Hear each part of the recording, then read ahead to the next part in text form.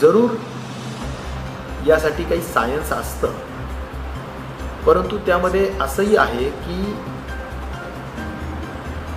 काही गृहीत धरलेले आहे की आपला डबलिंग रेट हा 3.8 राहील आणि तो स्टॅटिक राहील. याचा अर्थ काय की आपण जर काहीही केलं नाही आता तर मग अशा स्वरूपाने कॅल्क्युलेशन्स करून त्या गोष्टी केल्या जातात. पण या निमित्ताने माझं आपल्याला स्पष्ट सांगणं आहे की आपण खूप काही करतो आहोत.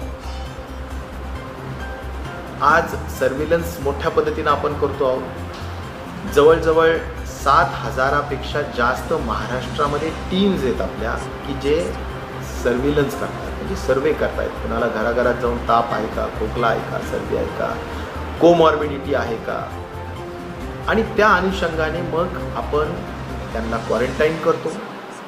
आज मुंबईमध्ये सुद्धा मी मुंबईकरांना सांगेन, माझं माननीय आयुक्त श्री प्रवीण परदेशींबरोबर चर्चा झाली, माननीय मुख्यमंत्री महोदयांबरोबर झालेली आहे. या सगळ्यांच्या अनुषंगाने एकच सांगेल की जवळजवळ आज केंद्रीय टीममध्ये सुद्धा जी चर्चा होते की क्वारंटीन फॅसिलिटीज अधिक वाढवायची. जरूर 75-76 हजार लोक हे आपल्याला ज्या ठिकाणी त्यांना घरातून काढून बाहेर वेगवेगळ्या ठिकाणी, मग कुठे कम्युनिटी हॉल्स असतील, शाळा असतील, वेगवेगळ्या ठिकाणी क्वारंटीन करण्याचं काम म्हणजे अलगीकरण करण्याचं काम करता येऊ शकतं. त्यामुळे ती व्यवस्था आपल्याजवळ आहे. आपण सर्व्हिलन्स व्यवस्थित करतो आहोत. एवढंच नाही तर आपल्याजवळ आयसोलेशनचे बेड्स मोठ्या संख्येने आहेत. जर त्याची आकडा जर आपण साधारणपणे घ्यायला गेला तर जवळजवळ 1,55,000 आपल्याजवळ राज्यामध्ये आपल्याजवळ आयसोलेशनचे बेड्स आहेत. आणि या सगळ्यांच्या अनुषंगाने मला एकच सांगितलं पाहिजे की टेस्टिंग फॅसिलिटीज, आज जर आपण बघितलं तर टेस्टिंग फॅसिलिटीजमध्ये महाराष्ट्र हा देशामध्ये नंबर 1ला आहे. जवळजवळ 90,000 टेस्ट्स आपण आत्तापर्यंत या क्षणापर्यंत केलेल्या आहेत. दररोज महाराष्ट्राची टेस्टिंग कॅपॅसिटी ही 7,000ची. जर आजचा आकडा विचारला तर साधारण किती आज टेस्ट केल्या तर जवळजवळ 7,112 टेस्ट्स आज आपण केलेल्या आहेत. आणि त्यामुळे या सगळ्या दृष्टिकोनातून टेस्टिंग आपण मोठ्या पद्धतीनं करतो आहोत, सर्व्हिलन्स मोठ्या पद्धतीनं करतो आहोत, क्वारंटीन मोठ्या पद्धतीनं करतो आहोत, आणि ज्या लोकांना खरोखर आवश्यकता आहे त्यांना ट्रीटमेंटही आपण करतो आहोत. म्हणून या सगळ्या दृष्टिकोनातून काम करत असताना आज जो आशादायी आणि एक आधार देणारा जो विषय वाटतो तो म्हणजे आपला डबलिंग रेट हा 7.01 वर गेलेला आहे. म्हणजे पूर्वी काही 8-10 दिवसापूर्वी तो 2-3 वर होता, 3.1 वर होता, नंतर तो 5 पर्यंत गेला, नंतर तो 7.01 वर आला. याचा अर्थ संख्या, आज जी संख्या आहे त्याला डबल होण्यासाठी तेवढे दिवस लागत आहेत. हे मी जे आकडा सांगतो 7.01, 7 दिवसानंतर तो होतो. आणि तो पण आपण त्यावर ठेवणार नाही आहे. हा जो सर्व प्रयत्न आहे जो मी सांगितला की आपल्याला अचूक पद्धतीनं सर्व्हिलन्स करून हुडकवायचे, त्यांना क्वारंटीन करायचे, त्यांचं टेस्टिंग करायचं आणि त्यांना ट्रीटमेंट करायची. आणि म्हणून या सगळ्या दृष्टिकोनातून आज आपण जे काम करतो आहोत त्यामुळे डबलिंग रेट हा निश्चित प्रकारे म्हणजे तो डबल होण्याचा जो दर आहे किंवा त्याला लागणारे दिवस आहेत ते आपल्याला वाढवायचे, हा आपला उद्दिष्ट आहे. आणि म्हणून ही जी काही संख्या दिलेली, मला मुख्य मूळ मुद्दा हाच सांगायचा आहे की यांची पॅनिकी परिस्थिती निर्माण झालेली तशी परिस्थिती नाही. हे 3 डबलिंग रेट धरून काढलेले आकडेवारी, आजच तो 7 आहे, आपण दररोज तो वाढवायचा आहे. आणि त्या दृष्टिकोनातून निश्चित प्रकारे मला खात्री आहे की आपल्याला या आकडेमोडीवर न जाता आपल्याला जो प्रोटोकॉल ICMRने दिलेला आहे, ज्या गव्हर्नमेंट ऑफ इंडियाने डायरेक्टिव्स दिलेल्या आहेत, जो वर्ल्ड हेल्थ ऑर्गनायझेशनची जी काही खऱ्या अर्थाने मार्गदर्शक सूचना आहेत त्या अनुषंगाने आपण काम करत राहावं, हाच खऱ्या अर्थाने शासनाचा मुख्य उद्देश आहे. आणि म्हणून आज मला हेही आपल्याला सांगितलं आहे की हॉटस्पॉट्स आपल्या महाराष्ट्रात पूर्वी 14 होते. मग त्यामध्ये अहमदनगर असेल किंवा औरंगाबाद असेल, कोल्हापूर असेल, सांगली असेल, हे सगळे हॉटस्पॉट्स होते. पण तिथे आता एकही संख्या वाढत नाही. ही सगळं आशादायी चित्र आहे. आणि त्यामुळे आता आपले हॉटस्पॉट्स 5 आलेले आहेत. जर कदाचित आपण मालेगाववर अधिक जास्त आता लक्ष देऊन तो अधिक चांगला कंटेंट स्ट्रॅटेजीज वापरून कंट्रोल करू शकलो तर मग तो 4वरच येईल. म्हणजे मुंबई, MMR, पुणे, नागपूर, नाशिक खऱ्या अर्थाने हेच आता 3-4 स्पॉट्स त्या ठिकाणी आहेत. त्यामुळे हॉटस्पॉट्स आपण कमी करू शकतो. डबलिंगचा रेट आपण आता पूर्वी 3 दिवसात डबल व्हायचे, आता 7 दिवसापर्यंत आपण डबल होण्यामध्ये यशस्वी होतो आहे. मृत्यू दर हा निश्चित प्रकारे आता कमी होत चाललेला त्या ठिकाणी आढळून येतो आहे. तो पूर्वी 7 होता, तो आता सरासरी 5पर्यंत आलेला आहे आणि त्यामुळे तो आता 4वर 3वर आणण्यासाठी आपण सगळ्या उपाययोजना केलेल्या आहेत. जसं आता मी म्हणालो तसं टास्क फोर्स केलेला आहे डॉक्टर ओकांच्या अध्यक्षतेखाली. त्यांची जी काही 7-8 लोकांची एक्सपर्ट टीम आहे, महाराष्ट्रामध्ये कोणी पण क्रिटिकल पेशंट असेल, दररोज एक डॉक्टर त्या ठिकाणी 24/7 उपलब्ध आहे की महाराष्ट्रात क्रिटिकल केस असलेल्या कोणत्याही डॉक्टरला सल्ला घ्यायचा असेल तर या टास्क फोर्समधल्या डॉक्टर्सला फोन करून त्यांच्याकडून सल्ला घेता येऊ शकेल आणि त्यांच्यावर योग्य उपचार होतो का नाही हे सगळं त्या ठिकाणी पाहता येऊ शकेल. त्यामुळे टास्क फोर्स केलेला आहे. एकही मृत्यू होऊ नये, अगदी टोकाची जाऊन आपण प्रयत्न करावा हाच त्यामधला मुख्य उद्देश धरून काही जर चुका झाल्या असतील तर दुरुस्तही व्हायला पाहिजे. म्हणून ऑडिट आपण डेथ ऑडिट कमिटी पण केलेली आहे डॉक्टर सुपेंच्या अध्यक्षतेखाली. त्यामुळे मी एक जबाबदारीने सांगेल की ज्या काही मृत्यू झालेले आहेत ते निश्चित प्रकारे कोमॉर्बिडिटीचे आहेत आणि म्हणून आता अर्ली स्टेजला कोमॉर्बिड पेशंटसुद्धा जर हाय रिस्क असतील तर ते अर्ली स्टेजला लवकर आपण त्यांना क्वारंटीन करावं अशाही नवीन गोष्टी आपण ठरवलेल्या आहेत आणि त्या दृष्टिकोनातून सुद्धा उपाययोजना चालू आहे.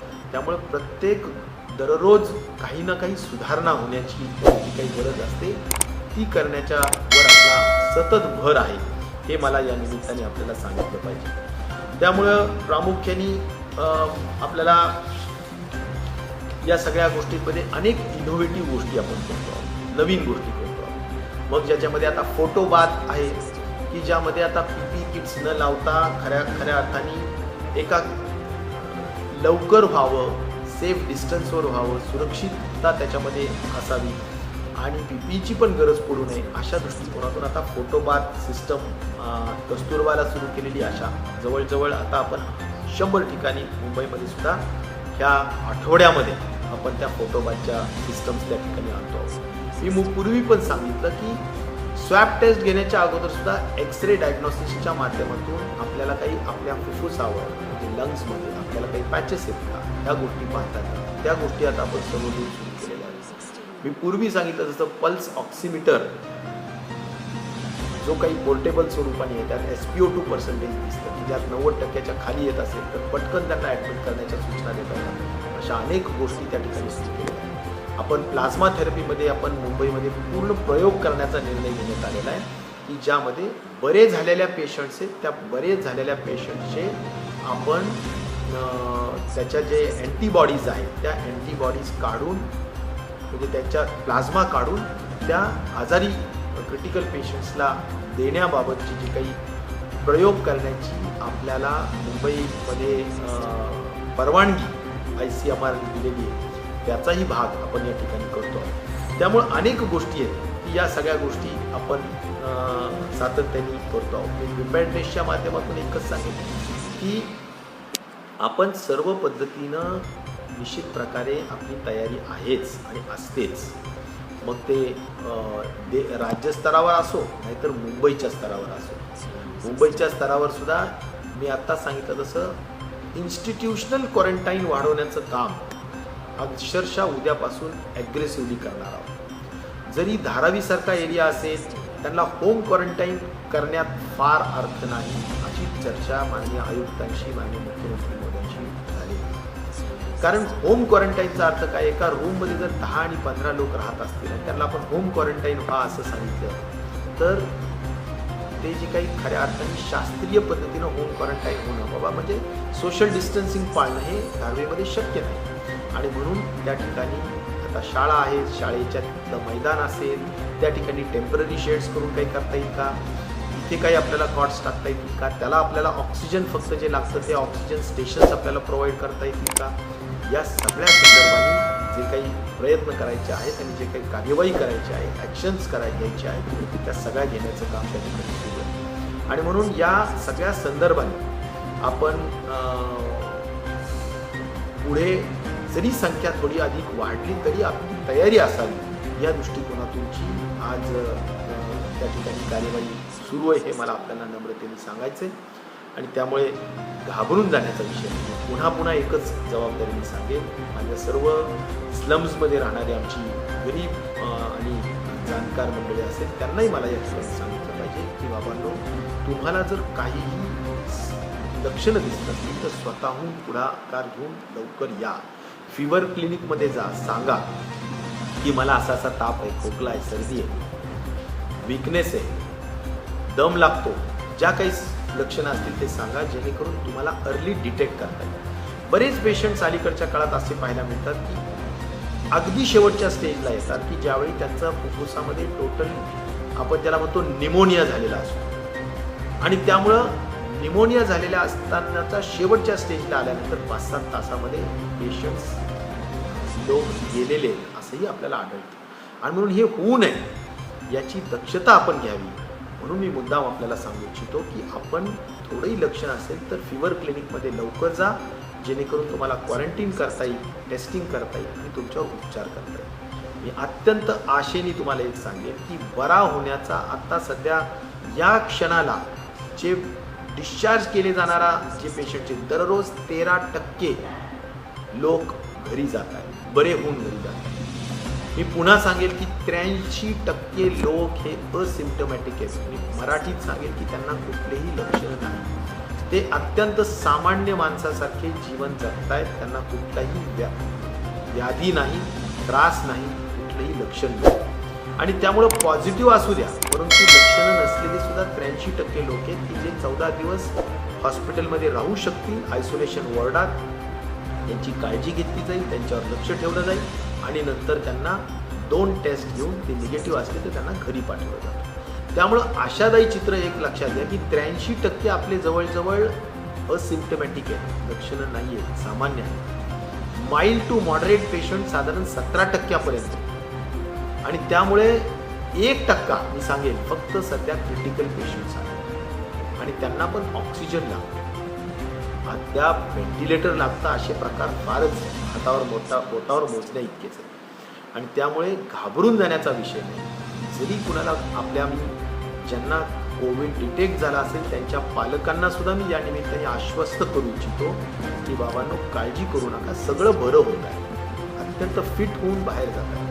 आणि त्यामुळे पुढे येऊन महाराष्ट्राच्या जनतेने या सगळ्या महत्त्वाच्या लढाईमध्ये आपल्याला जर योगदान खरं द्यायचं असेल तर आपण शिक्षित व्हा, जागरूक राहा, सुरक्षित राहा आणि पुढाकार घेऊन आपण खऱ्या अर्थाने त्या ठिकाणी काम करा. आणि म्हणून मला लॉकडाऊनच्या संदर्भाने सुद्धा काही महत्त्वाच्या विषय जे सर्वदूर लोकांना दिसत आहेत की लॉकडाऊनचे असणारे परिणाम जे आहेत, जरूर आपण काही MMR रिजनमध्ये फार काही ढील घेतलेली नाही, सही सोडलेली नाही, परंतु जिथे जिथे काही आता समजा पनवेल वगैरे भागात काही थोडंफार ढील दिल्या गेली, तिथे असं कळलं की इंडस्ट्रीजमध्ये, वर्कर्समध्ये 19 लोक पॉझिटिव्ह आढळले. याचा अर्थ सोशल डिस्टन्सिंग मेंटेन होत नसेल तर ते अत्यंत अक्षम्य आहे, क्षमायोग्य नाही. तुम्ही महाराष्ट्राच्या जनतेला एक प्रकारचा थ्रेट निर्माण करताय, एक प्रकारची या तुमच्या चुकीच्या वर्तणुकीतून एक प्रकारे तुम्ही त्यांच्या आरोग्याला मोठा धोका निर्माण करताय. त्याची जाणीव आपण एक जागरूक नागरिक म्हणून असण्याची आवश्यकता आहे.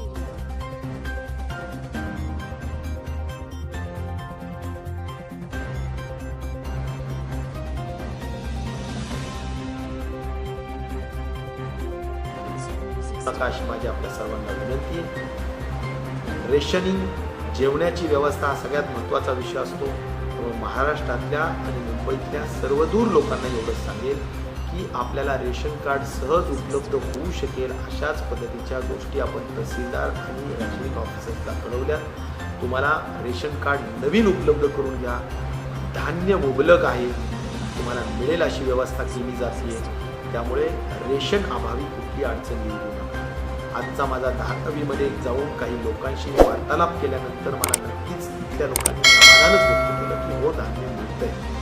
आणि त्यामुळे मला आपल्या सर्वांना या ठिकाणी सांगायचं आहे, यामध्ये सुद्धा कुठलीही तुम्ही त्याच्यामध्ये निग्लिजन्स किंवा हयगई करू नका. आपण जावं आणि ग्रामीण भागात असेल तर तहसीलदारांकडे जा, इथे असेल तर रेशनिंग ऑफिसरकडे जा, परंतु आपण ते आपल्या हक्काचं धान्य मिळवण्यामध्ये या ठिकाणी काम करा. मला वाटतं आपण वेळोवेळी बोलतोच आहे, परंतु आज खास मला बोलायचं होतं की लोकांमध्ये खूप मोठ्या पद्धतीनं एक असं वाटत होतं की काही व्हॉट्सॲप युनिव्हर्सिटी आपली जी आहे अलीकडच्या काळात, त्या व्हॉट्सॲप युनिव्हर्सिटीमध्ये बऱ्याचदा काही भीतीदायक माहितीसुद्धा फिरत असते. जरूर काही त्याच्या भाग असेल, परंतु आपण जर काहीच केलं नाही तर तशी चित्र निर्माण होईल असं मॅथमॅटिकल मॉडेल सांगत असेल. पण आपण 24/7 आपला सर्व आरोग्य विभागाचा कर्मचारी वर्ग अहोरात्र काम करतो आहे, सर्व्हिलन्सचं काम करतो आहे, टेस्टिंगचं काम करतो आहे, आयसोलेशनचं काम करतो आहे, क्वारंटीनचं काम करतो आहे. ह्या सगळ्या गोष्टी आपण करतो आहोत. आणि त्यामुळे मला आपल्याला एकच सांगितलं पाहिजे की या सगळ्यांचं मी मनापासून आभार मानेन, पोलीस विभागाचं मनापासून आभार मानेन आणि जनतेचं पण आभार मानेन, कारण आपलं योगदान, आपलं सहकार्य महत्त्वाचं आहे. दररोज आम्ही अपडेट देत असतो, तर आजचे अपडेटसुद्धा निश्चित प्रकारे आपल्याला सांगणं मी माझं कर्तव्य आणि जबाबदारीचा भाग समजतो की ज्यामध्ये महाराष्ट्रामध्ये आता आपली संख्या झालेली आहे 5,649. डिस्चार्ज जे झालेले ते आजचे आकडा आहे 789. त्याचबरोबर या ठिकाणी मुंबईचा वेगळा आकडा जर पाहिजे असेल तर तो सुद्धा आकडा आहे 3,683. म्हणजे आज मुंबईमध्ये 154 ही वाढ त्या ठिकाणी झालेली आहे. त्याचबरोबर आपला एकूण जे लॅब्स आहेत जिथे टेस्टिंग होते ती 38 आहेत आणि दररोज 7,112 टेस्टिंग्स होत आहेत त्या ठिकाणी. आणि म्हणून या सगळ्या गोष्टी सांगत असतानाच कोविड केअर सेंटर्स जे आपले महाराष्ट्रामध्ये आहेत की ज्यामध्ये प्राथमिक तपासणी केली जाते 849 आहेत. डेडिकेटेड कोविड हेल्थ सेंटर्स जे आहेत ते 390 आहेत.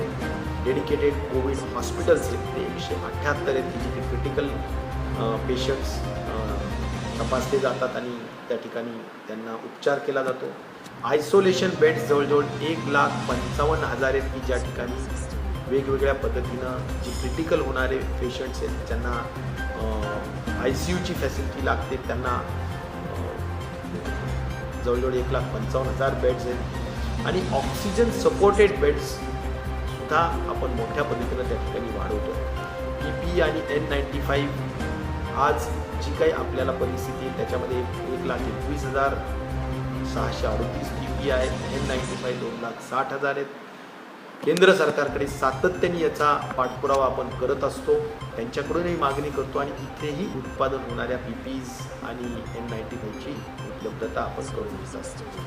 पुन्हा नॉन कोविडच्या संदर्भात एवढंच म्हणजे जे काही इतर आजार आहेत त्याबाबत पुन्हा आव्हान करेन माझ्या सर्व डॉक्टर फ्रेटर्निटीमधल्या आमच्या डॉक्टर समूहाला की आपण घरी बसून चालणार नाही, आपल्याला बाहेर पडावं लागेल. महाराष्ट्रातली 12 कोटी जनता आपल्याकडे खूप आशेने पाहते आहे आणि अशा परिस्थितीत माझ्या काही भगिनी ज्यांना डिलिव्हरीज करायच्या असतील, ज्यांना लहान मुलं आहेत की ज्यांना उपचार करायचा असेल, कोणी या सगळ्या धकाधकीत ऑर्थोपेडिक सर्जनची आवश्यकता असेल, कुणाला डोळ्यांची आवश्यकता असेल ऑप्थॅल्मची, कुणाला ENTची आवश्यकता असेल, अशा अनेक आजार आहेत. कॅन्सरचे ट्रीटमेंट्स आहेत, डायलिसिसचे ट्रीटमेंट. या डायलिसिस नाही केलं तर पेशंट दगावणार आणि त्यामुळं या सगळ्या गोष्टींचं भान मला वाटतं त्या संबंधित लोकांनी ठेवण्याची आवश्यकता आहे. आम्ही जागरूक आहोतच, आम्ही सगळ्या पद्धतीनं या सगळ्या गोष्टींवर लक्ष ठेवून आहोत. आम्हाला खऱ्या अर्थाने टोकाचं पाऊल उचलता येतं. आज जो काही अधिकार राज्य शासनाजवळ आणि कायद्याने सुद्धा जो असतो तो तो डिझास्टर मॅनेजमेंटच्या दृष्टिकोनातून असो किंवा जे काही आपले एपिडेमिक डिझीज ॲक्ट जो आहे 1897 त्या अनुषंगाने असो, परंतु मला असं वाटतं की आपण सगळ्यांनी संवेदनशीलता ठेवून आपण या सगळ्या गोष्टींकडे लक्ष द्यावं अशी माझी नम्र विनंती आणि आव्हान या निमित्ताने आपल्या सर्वांना आहे. आपण सगळ्यांनी काळजी घ्यावी आणि निश्चित प्रकारे सगळ्यांनी संवेदनशीलता दाखवावी, सामान्य जनतेप्रती संवेदनशीलता दाखवावी आणि जनतेने सुद्धा अत्यंत या सगळ्या गोष्टींमध्ये खूप जागरूक राहावं, कुठेही हायगाई करू नये, तरच आपला 3 मेचा लॉकडाऊन थांबवू शकेल. अन्यथा ज्या ज्या ठिकाणी असं होणार नाही, जिथेही क्लस्टर कंटेनमेंट स्ट्रॅटेजी म्हणजे आपल्याला जो या सगळ्या व्हायरसवर कंट्रोल करायचा आहे किंवा आपल्याला जो कंटेनमेंटचा प्रोग्राम स्ट्रिक्टली राबवायचा आहे, तिथे जर कुठं व्यत्यय आला आणि संख्या वाढली तर दुर्दैवाने आपल्याला अनेक गोष्टी अधिक कठोर कराव्या लागतात. आणि त्यामुळे माझी पुन्हा नम्र विनंती आहे की आपण सगळ्यांनी नियम पाळावा, घरी राहावं आणि सुरक्षित राहावं. धन्यवाद.